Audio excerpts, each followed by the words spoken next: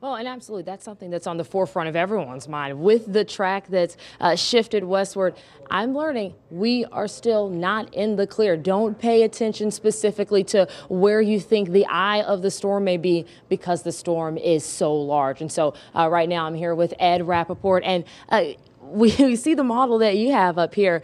Tell us more. When people, I guess, are feeling a sigh of relief right now, you say still hold on. Yeah, that's right. What we've shown here is a graphic that people see often, and we talk about the cone. The cone does not show anything about the size of the storm. It only tells us approximately where the center of the storm could go if it doesn't go right along the track that we forecast.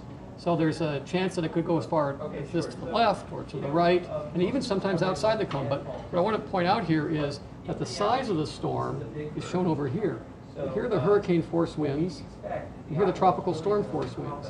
So if you project this up, even if the center stays well to the west of Palm Beach, the hurricane force winds could well still hit Palm Beach, and certainly tropical storm force winds. So what we're talking about now is on the order of 12 to even 24 hours of tropical storm force winds in the Palm Beach area, and potentially hurricane force winds category 1 or 2. And if the storm should shift back to the east, back where we were forecasting it yesterday, there's still the potential for category 3 to even category 4. Wow. And so you've mentioned a lot about winds, and we know wind speeds still at 155 miles per hour. What about rain? Let's talk about water in this as well. Yeah, there are two concerns about water.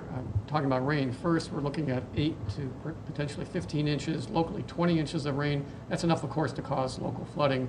The greatest threat for most of the coast, though, is from the storm surge. Where we have those very strong winds coming ashore, they push the water to the shoreline as well. That raises the water, pushes it inland, pushes waves across the coast. And the Palm Beach area and southward, there's a possibility of 5 to 10 feet of storm surge. Again, depending on where the center goes. The center Is that how big we could see the waves in that area? No, the waves will be much higher than that.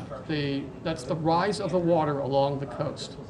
So where the water normally stops could be 5 or 10 feet deep, and will progress inland. On top of that, you'll have the waves. Okay, and for the people that are staying in their homes right now, what is your best piece of advice for them? Well, of course, if they're along the coast and if there's been an evacuation ordered, that they really should have taken off, and if not, if they haven't yet, then go do so now.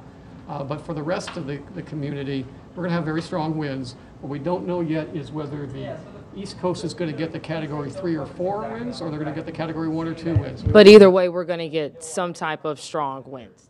That's right, and enough that we're going to need to be inside for probably 24 hours or longer because of the potential for those winds. Thank you so much for talking with us, Ed. And obviously a lot going on here at the National Hurricane Center. Also, within just the last hour, I've had a chance to go out and about and I've talked with people in Miami that say they are staying no matter what happens. I'm going to let you hear from more of them later on throughout the night as well. Right now.